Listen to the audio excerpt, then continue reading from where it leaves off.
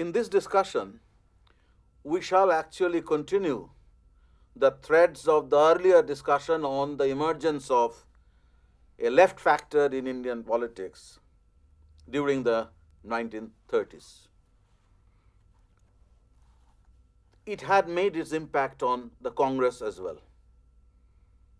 Under the impact of the socialist vision, impact of Marxism, the emergence of Soviet Union, the Congress itself was called upon by these changes to engage with this new vision about society and politics.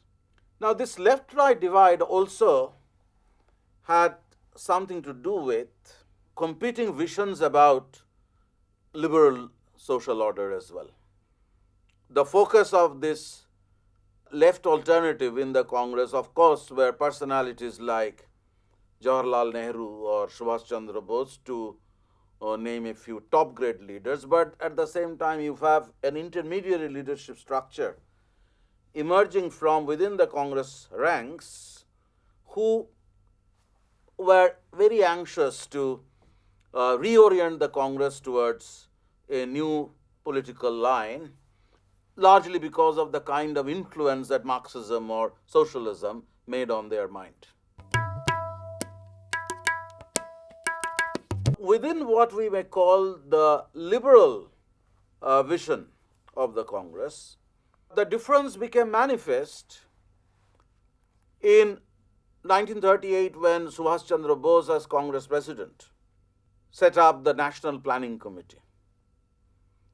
The manner in which the National Planning Committee tried to set out the agenda for the future, emphasizing on the importance of a planned economy, actually shows how deeply the Soviet planning had influenced these generations. On the other hand, a new liberal vision was also emerging with the intervention of John Maynard Keynes. The Keynesian liberalism, as it is described, visualized the possibility of an active state intervention in the economy for the betterment of the conditions of the poor and the underprivileged people. Tax the rich and give some resources to the poor was ultimately the foundation of what we know as welfare economics. So in liberalism also there was an important change taking place at that time, when liberalism was moving away from their position on how the state should not intervene in society and economics towards the more interventionist stance, where the liberals had to recognize the necessity of government intervention in social life, in economic life, in order to redress the grievances of the underprivileged people. I would imagine that apart from the socialist vision, which was to a large extent influenced by the successful planned economy experiment in Soviet Union, the increasing accent on welfare in liberalism also was a very important factor in reorienting people like Nehru and Bose towards a completely different vision about how the nation state in future would actually put great stress on the planned economy. The left-wing movement in the Congress, therefore, was an ideological challenge in the first place. But then, this ideological challenge increasingly was acquiring a concrete shape with the formation of the Congress Socialist Party. Excuse me, sir, what was exactly the agenda of the Congress Socialist Party? Congress Socialist Party was formed in 1934. Sometime before the National Planning Committee began to deliberate on the future of Indian economy or Indian society. It represented the left in the Congress, a ginger group which included men like Jai Prakash Narayan, Ashok Mehta, Achyut Patwardhan, Narendra Deb. These were not necessarily Marxists, but they were socialists, because as you know, among socialists there were different strands of socialism. Some felt that the state must be more active in promoting welfare. Some felt that workers' cooperatives needed to be set up to allow the workers escape from the oppression of capitalism. Some felt that the workers must participate in a revolution in order to create a new society. Socialism had different strands. So some of these men were not necessarily Marxists, but a few of them actually were oscillating between the old kind of socialist vision, the Marxist vision, and incorporated words like scientific socialism in their agenda. So CSP can be counted as the more organized expression of this left-wing vision or socialist vision in Indian politics. Despite their socialist leanings, they decided to work within the Congress on the calculation that it would be possible for them to reorient the Congress towards a new direction. Socialism for some of them was a rhetoric. In the future, some of these Congress socialists moved away from the position that they had taken in the 1930s. But if you look at the Congress socialist leadership structure, you see a measure of deep commitment to an entirely new vision. And they naturally looked upon men like Jawaharlal Nehru or Subhash Chandra Bose as their leaders. But Nehru and Bose, none of them joined the Congress Socialist Party. They didn't. They also, we find in them a lot of ambivalence and ambiguities.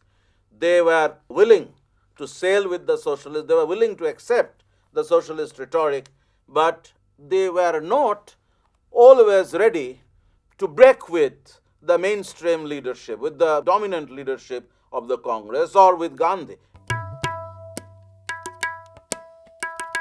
When we actually look at this agenda, we see the very important difference between the Congress Socialist vision and the mainstream Congress vision.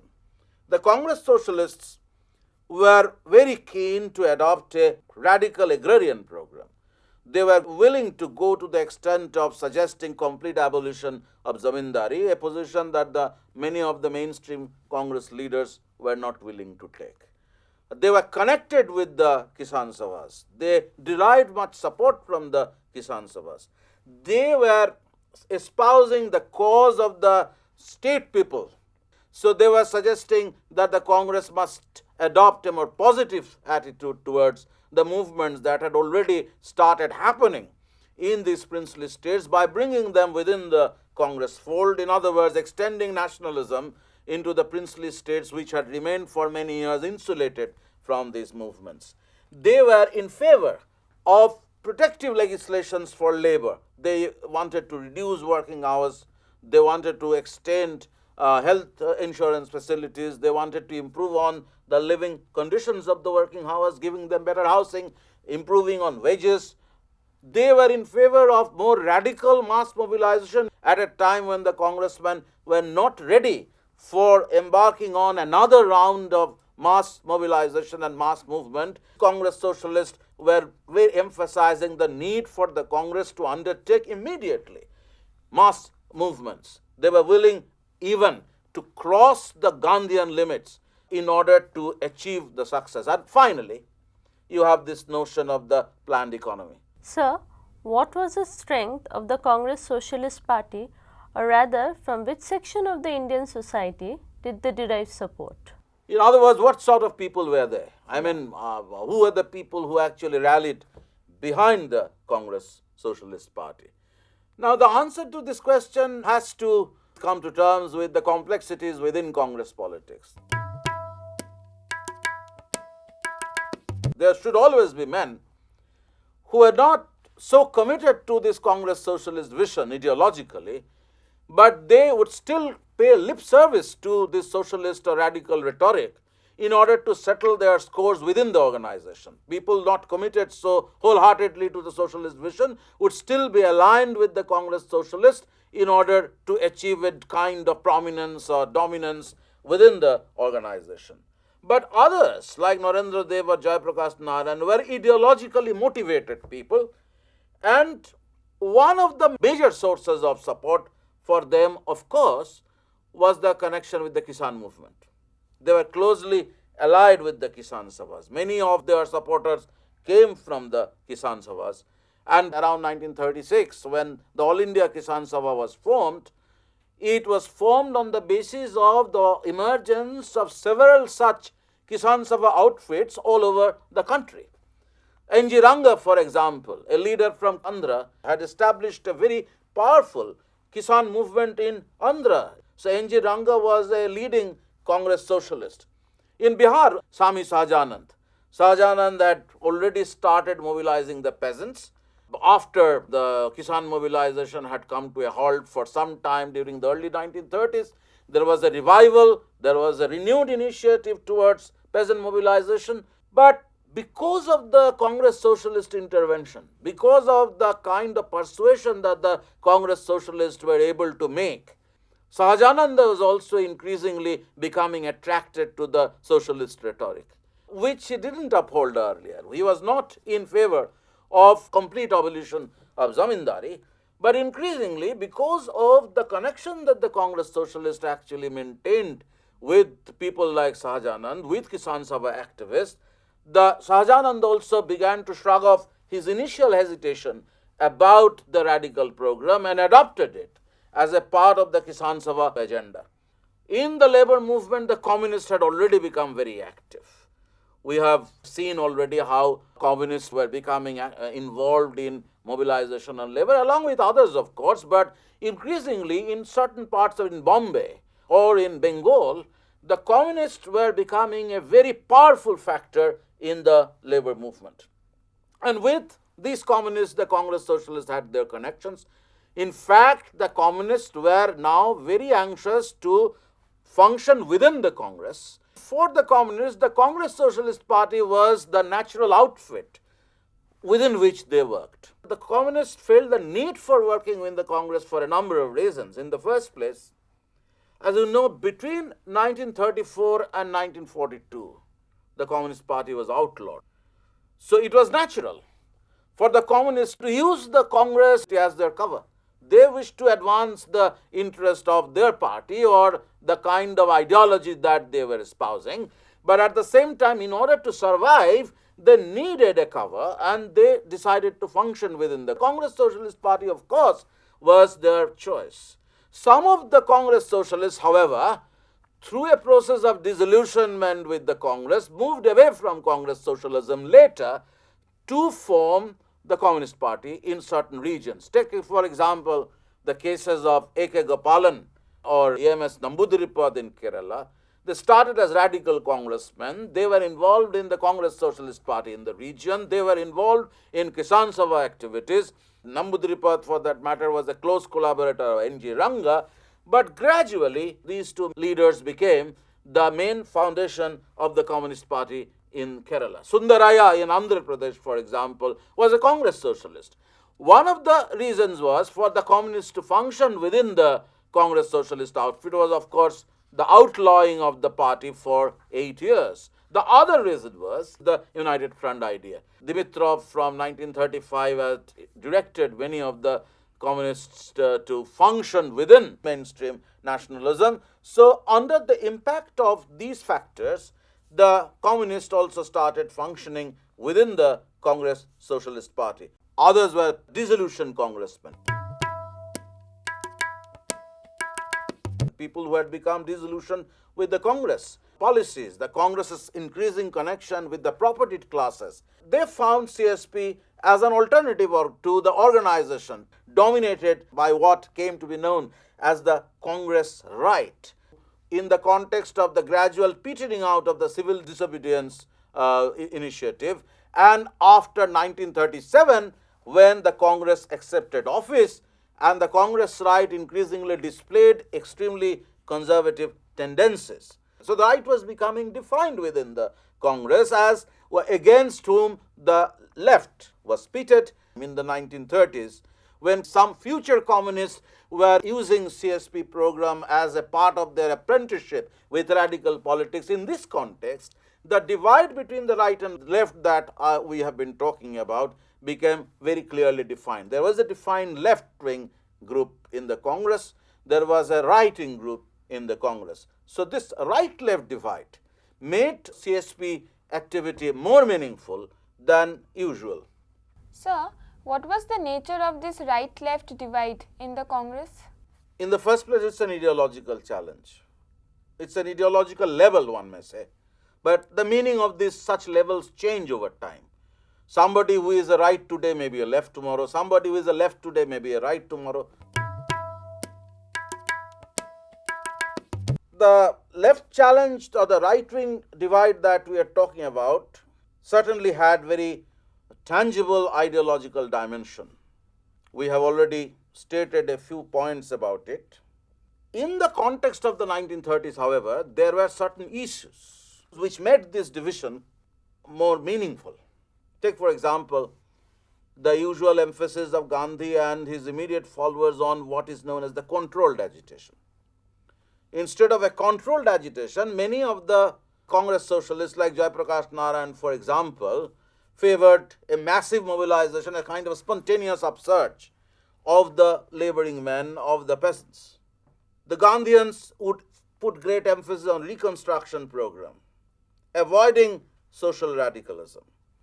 On the other side, you have the protagonists of the left ideology who would come up with more radical ideas. And these radical ideas were expected to be translated not merely into a political program adopted by the Congress, but also as the foundation of the future state policy. Take, for example, Nehru's espousing some of these radical visions, Nehru stating some of these radical visions between April and December 1936 in the Congress sessions at Lucknow and Faizpur. Nehru, as usual, was not willing to force it upon the Congress, but it is also unmistakable that he was willing to adopt the socialist program. He was willing to at least put the socialist program on the agenda. Office acceptance emerged as a very important issue. Nehru and many of these Congress socialists felt that the Congress, in the context of the limitations of the reforms of 1935, should not enter office. They participate in the elections, win seats, but they shouldn't become ministers. In a constitution which the Congress itself had decried for the enormous power that the constitution still retained with the governor. In fact, this was one of the issues regarding the 1935 Act. The Congress had reservations about the way the governor was retained with enough reserved powers despite the creation of responsible government in the provinces. So, refusal to take office was an important political issue that was emerging. A man like Jai Prakash Narayan, for example, would recommend complete rejection of office, but the Congress right wouldn't actually agree with this position. Like, for example, the idea of corporate membership of the Kisan Sabhas and the labor unions in the Congress. So, Nehru in one of these sessions actually had called for corporate membership of all the Kisan Sabhas and the labor unions within the Congress. It's a very different kind of idea. All these Kisan Sabhas and the labor unions would be entitled to send delegates to the Congress. The Congress right was not willing to accept this. So, they diluted this program by calling upon congressmen to go into a mass contact program. The Congress Socialists wanted to expand the organization by including the people in large number. The right-wing congressmen would not actually approve of this. They limit the number of delegates. Nehru was actually willing to sail with these new ideas, which was the reason why in 1936 he included people like Jai Prakash Narayan, Patwardhan and Narendra Deb in his working committee. So you can see how in the context of the 1930s, the division was appearing. Some congressmen resisting these kinds of changes that some of the left-wing congressmen were recommending in expanding the party, in starting another round of movements, in taking a position against office acceptance. So, pitted against this left were the right. The right would insist on office acceptance, would not allow this very huge expansion of the organization, would not allow the affiliation of all these trade unions and the Kisan Sabhas.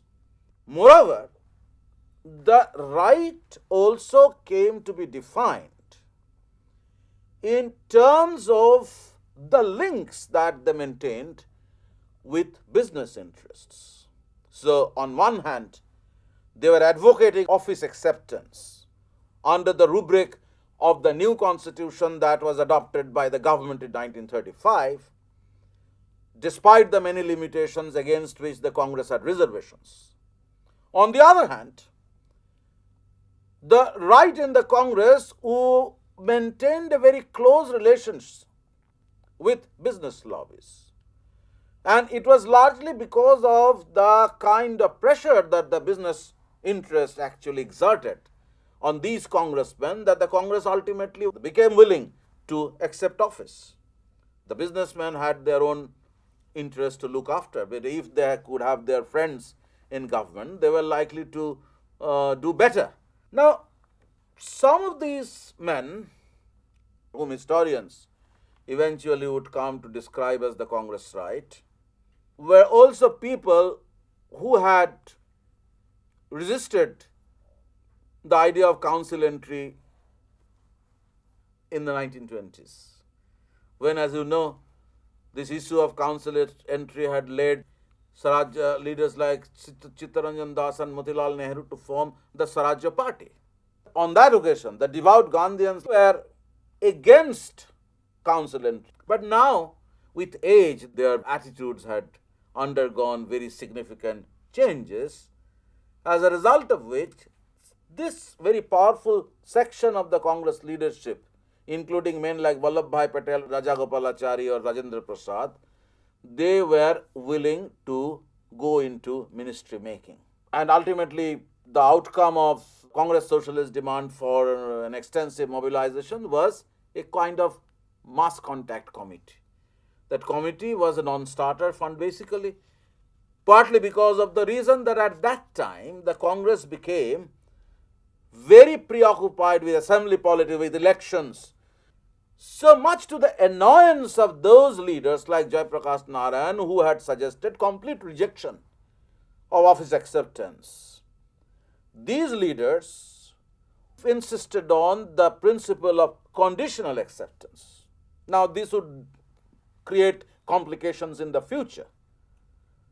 But the point is that they decided to enter office. They decided to enter government. And after their impressive electoral victories in some of the states like United Provinces, Orissa, Bihar, Central Provinces, Bombay, Madras, Northwestern Frontier Provinces, and then also in Assam in 1938, Congress government was formed. Once the Congress was in power, there are clear indication of how the consolidation of the right around the government, with connections with the business interests and the property classes, it became a story of what the historian Vinita Damodaran describes in her study of Bihar, a story of broken promises. Sir, why do historians argue that this was a story of broken promises? Now, I have taken this word broken promises from Vinita Damodaran's work, which is basically a study of how the Bihar ministry went back on their emancipatory promises and began to adopt repressive measures against the peasant movement. But you can see similar sources of disillusionment among radical or left-wing congressmen because of the performance of the Congress ministers, not just in Bihar but elsewhere too. In the first place, once the Congress was in power, the Congress became a part of the establishment. So the kind of hostility that the Congress had shown towards the British bureaucracy was likely to be mollified considerably because of their closeness to power. The moment some congressmen actually began to feel that they were the rulers, the kind of liberal socialist rhetoric that they were espousing was likely to be diluted. You can see the dilution in the soft pedaling of the agrarian program in Bihar. The whole question of abolition of zamindari was shelved for the time being. You have the case of the Bombay Trade Disputes Act adopted by a government under Vallabhbhai Patel, which actually provided for heavy penalty and jail term for participating in illegal strikes. So there are many instances of how Congress leaders now in government were actually going back on their emancipatory promises. They were now wholeheartedly on the side of order, stability, and property. They were willing to coerce the trade unions. They were against Kisan movements. So, this is the evidence on which basis some historians would argue that once they were in power, they moved away from their earlier position. The consolidation of the right ultimately managed to create a complete stranglehold over the organization with the ouster of Subhash Chandra Bose from Congress presidency in Tripura. You know that at Tripura Congress, Subhash Bose banked on the left support within the Congress. Subhash Bose was a man of the left. The CSP had propped him up as the claimant for Congress presidency in Tripura, but as you know, Gandhi stated that Subhash's victory over Sitaramaya was my defeat, and finally you have this very Marxist story of how Subhash Bose had to abdicate his presidency. And I think the Tripura debacle drew the final curtain.